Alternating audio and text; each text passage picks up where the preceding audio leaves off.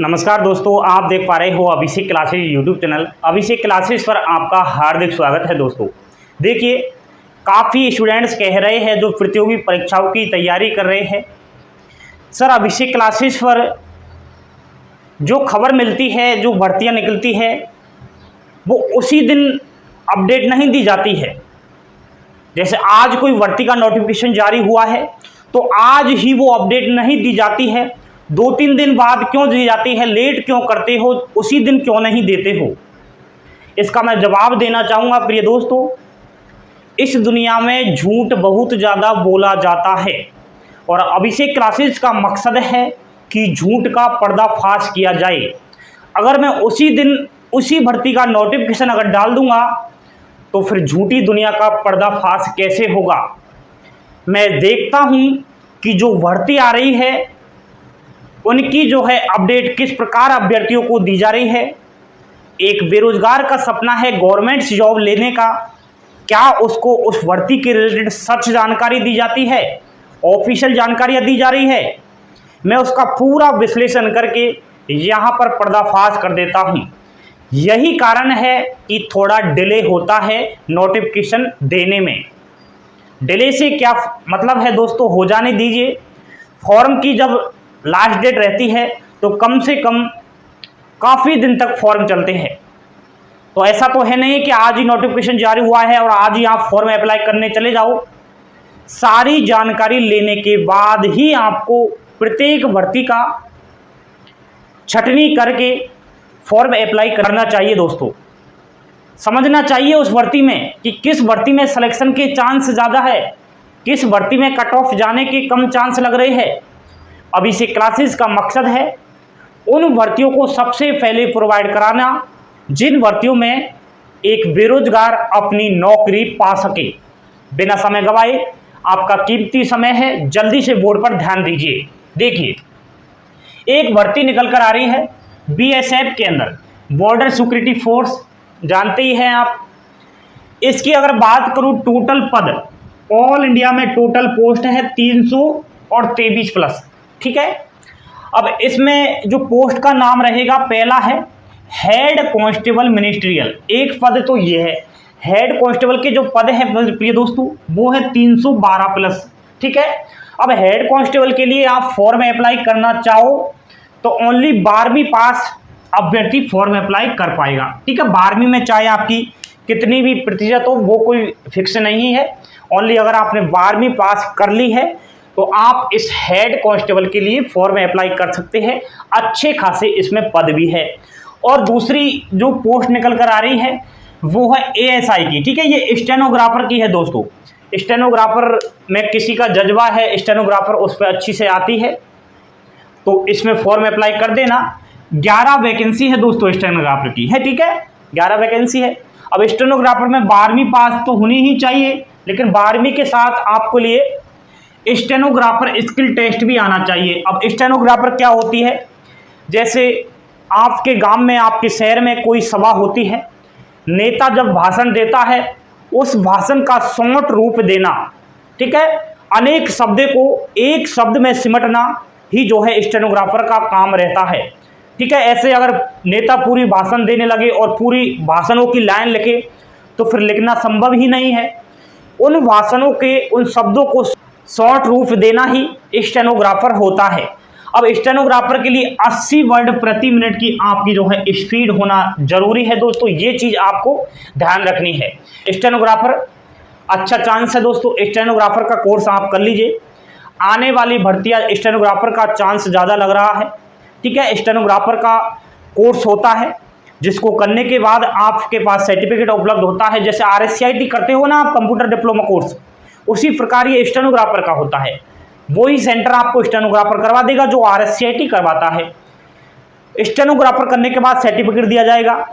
जैसे कोई भर्तियां निकलती रहती है, बहुत सारी भर्तियां निकलती रहती है, स्टेनोग्राफर के पद निकलते रहते हैं, उसमें फॉर्म अप्लाई कर देना। भीड़ कम है इसमें, ठीक है। स्टेनोग्राफर के अभ्यर्थी बहुत कम देखे जाते हैं, तो ये चीज़ आपको ध्यान रखनी है। अब देखिए, कैटेगरी वाइज अगर पदों के बारे में बात करें, हेड कांस्टेबल की सबसे पहले बात कर रहा हूँ। अनरिजर्व कैटेगरी के पद है इसमें 154, ठीक है। ओबीसी के पद है 65, ईडब्ल्यूएस की टोटल वैकेंसी है 41, एंड एससी की वैकेंसी है 38 और एसटी की है 14। ये तो हो चुकी है हेड कांस्टेबल की बात, मिनिस्ट्रियल की कैटेगरी वाइज पदों के बारे में। अब स्टेनोग्राफर की अगर बात की जाए दोस्तों, तो स्टेनोग्राफर का जो पद है इसमें एसटी जो कैटेगरी है ना, एसटी कैटेगरी, उसी का अभ्यर्थी फॉर्म अप्लाई कर पाएगा। ओनली एसटी वालों के लिए है, तो आपके लिए गोल्डन चांस है दोस्तों। पहली बार ऐसा देखा जा रहा है, एसटी कैटेगरी को यहाँ पर अलग से वैकेंसी दी गई है, बाकी एससी को नहीं दी गई है, ईडब्ल्यूएस को, ओबीसी को, जनरल को, किसी को नहीं दी गई है। ठीक है, 11 पद है एसटी वालों, मजा आ जाएगा। ठीक है, अब सैलरी देखिए, हेड कांस्टेबल की अगर बात करें सैलरी की, तो लेवल 5 के अंदर सैलरी बनती है। शुरुआती सैलरी रहती है दोस्तों 25,500 रुपये पर मंथ। ठीक है, और ये बढ़कर चली जाती है 81,100 रुपये। इसके सैलरी के अलावा दोस्तों आपको जो गवर्नमेंट कर्मचारियों को सारी सुविधाएं दी जाती है वो सब दी जाती है, आपको अच्छी तरीके से मालूम होना चाहिए। ठीक है, ये तो इन हैंड सैलरी है, इसके अलावा टीए डीए सारी सुविधाएं इसमें दी जाती है। अब देखिए स्टेनोग्राफर की सैलरी क्या रहेगी, एसटी वालों सुन लीजिए, लेवल 5 के अंदर आपकी सैलरी बनती है 29,200 रुपये से शुरुआत हो रही है। कितनी खतरनाक सैलरी है दोस्तों, देख सकते हैं आप, 29,200 से शुरुआत है, और आप वरिष्ठ हो जाओगे, एक्सपीरियंसधारी हो जाओगे, 92,300 रुपये इन हैंड सैलरी हो जाएगी। कितना मजा आ जाएगा, गजब की सैलरी है, फॉर्म अप्लाई जरूर करना। अब देखिए इसके बारे में अगर बात की जाए, एज लिमिट क्या रहेगी, आयु सीमा रहेगी जनरल और ईडब्ल्यूएस वाले सुन लीजिए 18 से 25 वर्ष आपकी आयु है। एंड ओबीसी कैटेगरी से कोई भैया कोई बहन जी है तो 3 वर्ष की छूट दी जा रही है। ठीक है, ओबीसी वाला 18 से और 28 वर्ष तक फॉर्म अप्लाई कर पाएगा। एंड एससी एसटी कैटेगरी वाला 5 वर्ष की छूट दी जा रही है, यानी कि 18 से और 30 वर्ष तक का अभ्यर्थी फॉर्म अप्लाई कर पाएगा। ये आप देख लेना, अच्छी बात है, ये आपको एज लिमिट में छूट दी जा रही है। अब देखिए एग्जाम इसमें होनी है। अब एग्जाम किस प्रकार होगी, कौन कौन सी सब्जेक्ट होगी, उस पर ध्यान देना अवश्य है, इसी से काम चलेगा दोस्तों।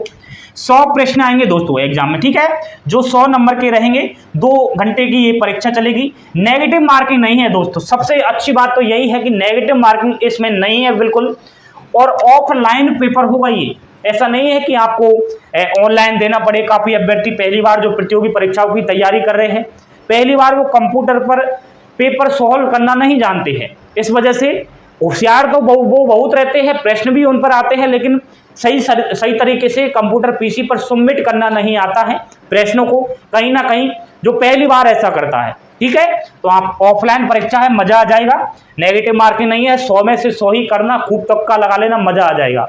अब देखिए मैथ 20 प्रश्न आएंगे, रीजनिंग के 20 प्रश्न, इंग्लिश और हिंदी आएगी 20 प्रश्न, कंप्यूटर के 20 प्रश्न, क्लेरिकल एप्टीट्यूड के भी प्रश्न आते हैं। अब क्लेरिकल एप्टीट्यूड क्या होता है, ये आपको साइड में दिख रहे हैं प्रश्न, इस प्रकार के प्रश्न आएंगे, सेम रीजनिंग जैसे ही रहते हैं दोस्तों ये। ठीक है, जैसे रीजनिंग के मैटर रहता है ना रीजनिंग का, वही सेम ये क्लेरिकल एप्टीट्यूड का रहता है। ये आप देख लेना, इतना हार्ड नहीं है, एग्जाम भी सरल है दोस्तों, इतना टिपिकली एग्जाम मुझे नहीं लग रहा है। अब इस एग्जाम को आप क्लियर कर लोगे, उसके बाद फिजिकल होगा।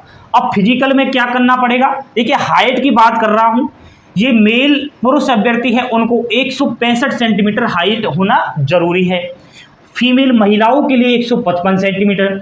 बाकी आप टीएसपी एरिया से है, नक्सली एरिया से है, तो आपको बहुत अच्छी छूट भी दी जाती है, आपको मालूम होना चाहिए। ये नॉन टीएसपी एरिया की यहाँ पर हाइट बताइए मैंने। अब दौड़ और चेस्ट, इस पर मैंने प्रश्नवाचक चिन्ह क्यों लगाया है, इस पर ध्यान दीजिए आप। बीएसएफ बॉर्डर सिक्योरिटी फोर्स, अभी तक जो नोटिफिकेशन आया है वो शॉर्ट आया है, आप बोर्ड पर देखिए, ये शॉर्ट नोटिफिकेशन दिया गया है। विस्तृत नोटिफिकेशन आप देख पाओगे अगस्त माह में। ठीक है, अगस्त माह में फॉर्म जो है आपके चालू हो जाएंगे, उसी में आपको दौड़ के बारे में मालूम चल जाएगा, दौड़ कितनी करनी पड़ सकती है, क्योंकि लग रहा है चांस है इस बार कुछ चेंजेस करने के। ठीक है, चेस्ट और दौड़ में तो वो आप देख लेना, हाइट तो इतनी ही मांगी जाती है। अब फिजिकल के बारे में पुराना अपडेट दूं तो फिर क्या फायदा है, पुराना तो आप भी देख सकते हो, नया आएगा लेटेस्ट, जैसे इसका विस्तृत पूरा नोटिफिकेशन जारी होगा, कुछ ही दिनों में जारी होने वाला है, सब्र रखिए। अगस्त में शुरुआत में ही आपके फॉर्म अप्लाई होना स्टार्ट हो जाएंगे। अब इसके बारे में और कोई आपको जानकारी लेनी है तो आप मेरे से संपर्क करना इंस्टाग्राम पर और व्हाट्सएप पर, वहां आपको और सारी जानकारियां दे दी जाएगी। अब इस भर्ती के बारे में मैंने 2-3 दिन बाद अपडेट क्यों दी है, बहुत सारे हैं, नाम लेने से क्या फायदा है, फेक न्यूज दे रहे हैं। कोई कह रहा है 10वीं पास है भाई साहब, कोई कह रहा है फिजिकल नहीं होगा, कोई सैलरी गलत बता रहा है, कोई जो है पदों के बारे में बोल रहा है 1000 पद है 300 की जगह। तो ये अफवाहें चलती रहती है दोस्तों। अब अफवाहों का पर्दाफाश भी हो चुका है, आपको सटीक और विश्लेषण के साथ जानकारी भी मिल चुकी है। ठीक है, ये नोटिफिकेशन था ऑफिशियल जो अभिषेक क्लासेस पर मिल गया है। यही है दोस्तों अभिषेक क्लासेस की सच्चाई।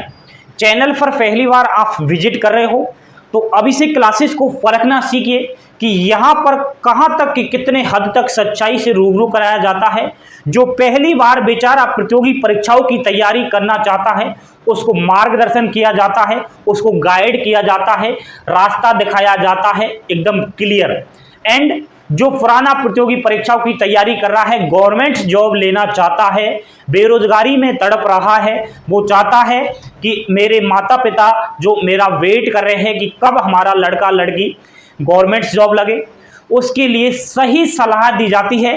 फ़ोन करके भी मैं बात करता हूँ, व्हाट्सएप पर भी बात करता हूँ, इंस्टाग्राम पर भी बात करता हूँ, अपना छोटा बड़ा भाई समझकर सभी से दोस्त की तरह बात करता हूं और एक अभ्यर्थी की फीलिंग समझता हूं। अभ्यर्थियों से टच रहता है, उसका नाम है अभिषेक क्लासेस। अफवाहों से बचना है तो कान खोलकर सुन लेना, अभिषेक क्लासेस को अभी ही सब्सक्राइब कर लेना एंड लाइक शेयर ये सब कर दिया करो। मोटिवेशन बढ़ाने के लिए अच्छे अच्छे कमेंट्स कर देना। थैंक यू, धन्यवाद, जय हिंद, जय भारत।